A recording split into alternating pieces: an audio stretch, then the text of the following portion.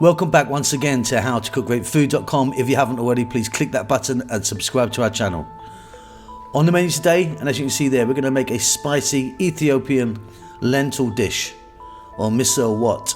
So we're going to be needing, in the center, some red lentils, onions cut really small, cooking oil, quite a lot more than you'd think, Burberry powder, which is that red powder there, and quite a lot of that, like sort of 5 teaspoons, chopped garlic, salt, which is at the bottom, when using a pink salt, and then just on the end there, on the right side, is something called Mekelesha, which is a finishing kind of garam masala powder.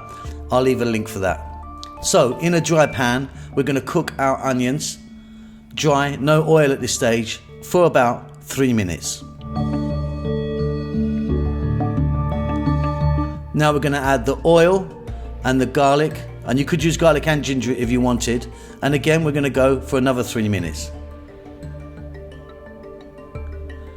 Now this is the point where we add the Burberry powder, and you can see quite a lot in there, and Burberry needs to be cooked for quite a long time, so let's go for this for about 5 or 6 minutes, stirring all the time and adding a little bit of water as we go, as you can see.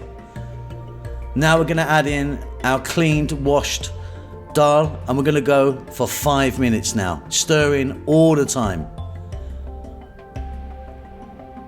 Touch of salt to taste, and now we need to just start adding water slowly, and we're going to cook this now for about 12 to 15 minutes. You can be adding a bit more water as we go along. And then finally we're going to add that Mekelesha, which is that Ethiopian finishing garam masala type powder, and that is done. It's very simple, it's very spicy, it's vegan. Hope you enjoy that. Don't forget to subscribe to our channel. We'll see you soon. Loads of love.